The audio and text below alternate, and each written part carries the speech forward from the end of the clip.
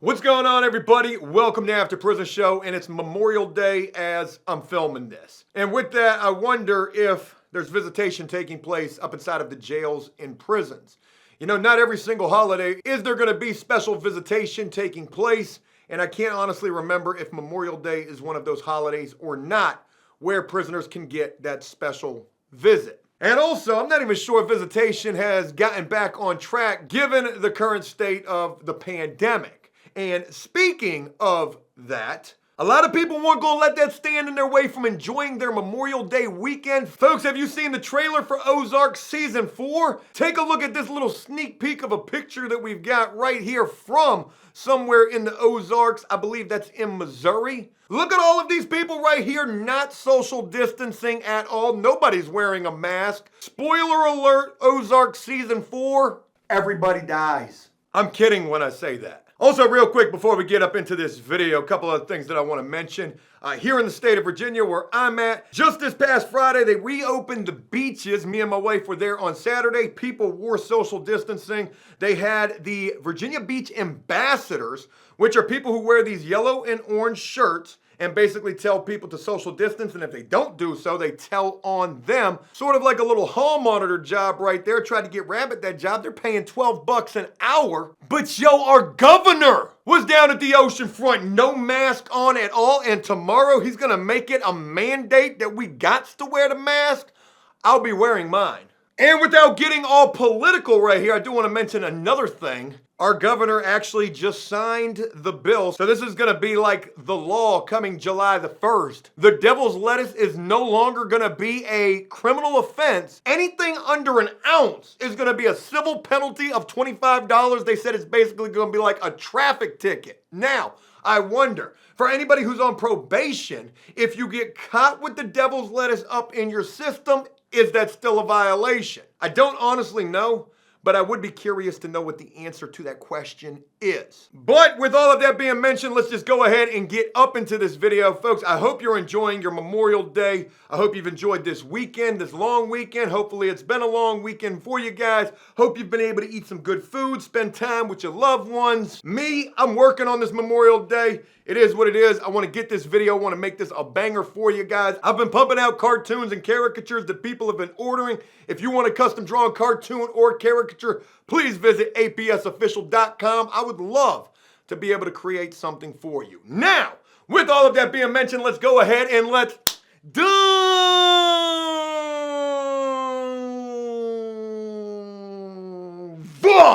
Got no idea what I was going for right there. Head first up into this video. I want to share a story with you guys that I just ran across. It is what?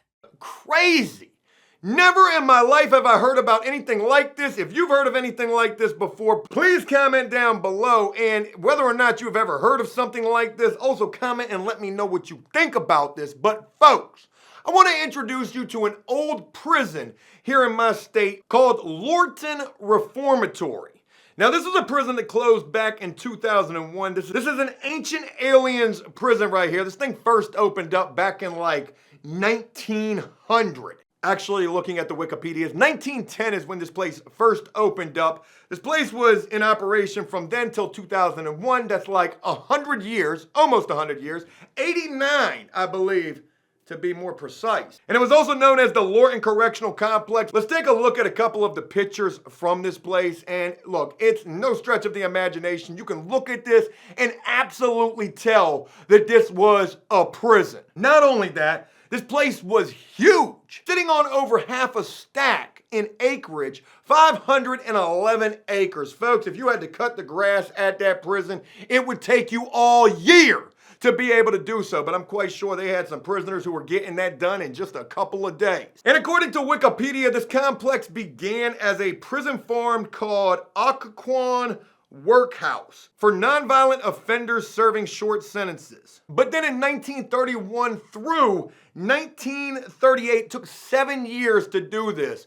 They had prisoners at this prison who built walls around that place. Can you imagine what the other prisoners were saying to them prisoners who were building them walls? They might as well give you a guard uniform. You building walls? You a prisoner. How y'all gonna be building the walls that's gonna keep us confined? Shouldn't no prisoners be building no walls in a prison? It's 1931. Well, I imagine prison was rough as a What?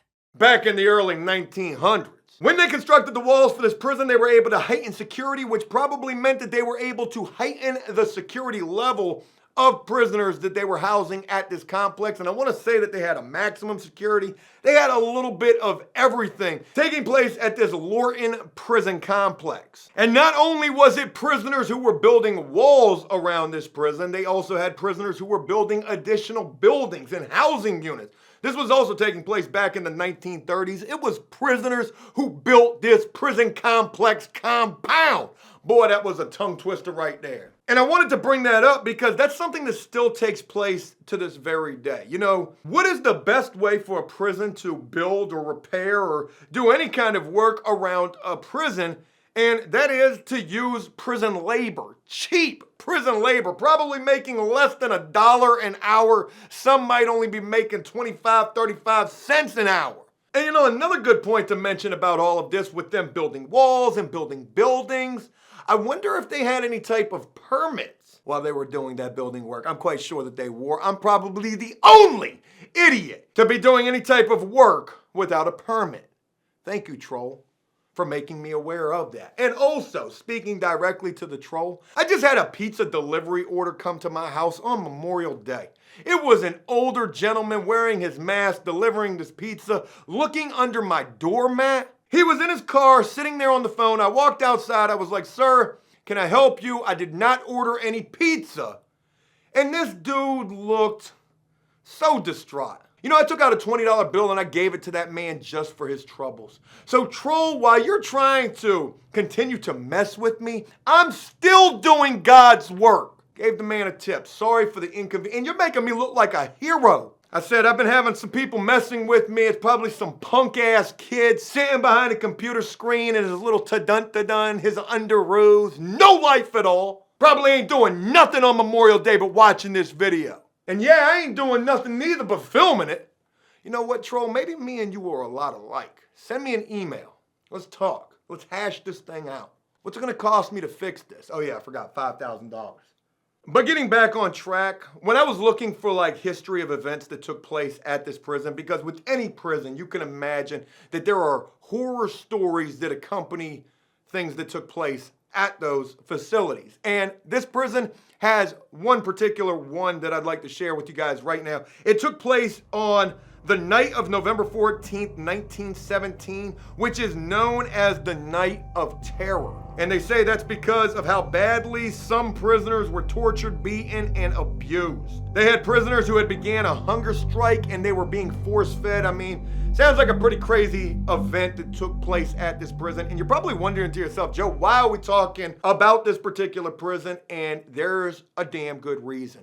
What do you think has happened since 2001 to this prison complex? 511 acres. Tore it down, built a new jail, turned it into a parking lot. Not even close, folks. The city where this prison is located bought this facility and have begun a few renovations. I'm quite sure they've got permits for all of those. And what in fact they have done with this place that had an event take place at it called the Night of Terror is they have left it up completely, not turned it into a museum, which I would have loved to go tour this place. We might still be able to do so, but under completely different circumstances. Folks, they have turned a prison into not only a shopping center, leaving up the walls and the guard towers and all, but they have also turned the prisoner housing buildings into luxurious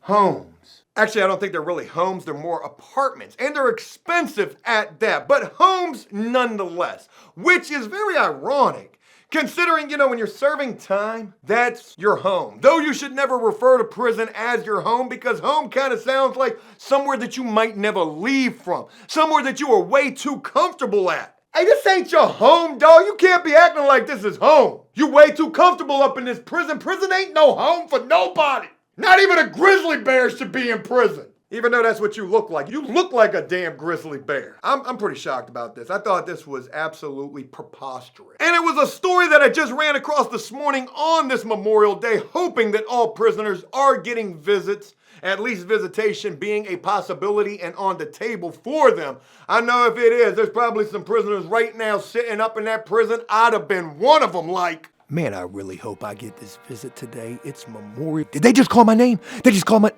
Damn it, they didn't say Guerrero, they said Googly Moogly.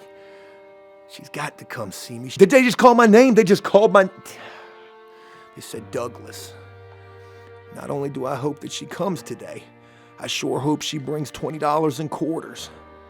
That's a lot of food out of that vending machine. Man, I'm hungry. Why doesn't anybody ever come and see me? I haven't had a visit since reception, and that was 7 years ago.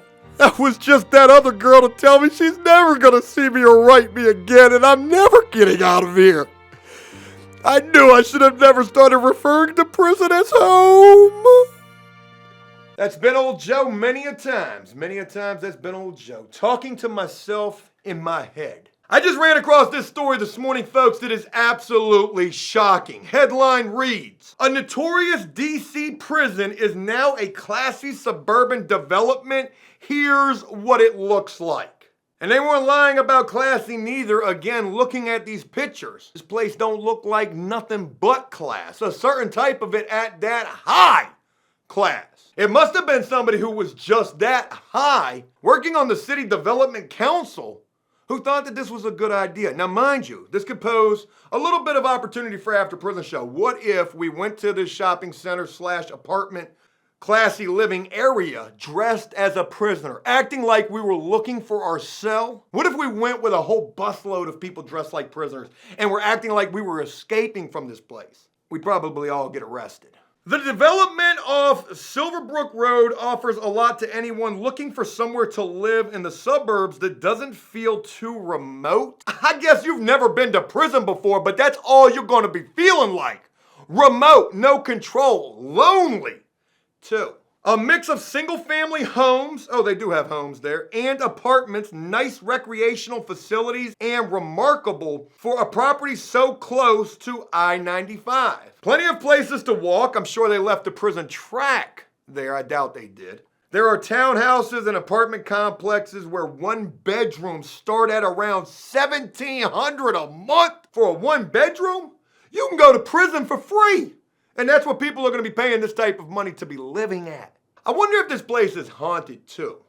No amount of renovations can take away from the lost souls that probably haunt that place on a nightly basis. I would not want to live here. Would like to go there, film a video about it, but I ain't living there.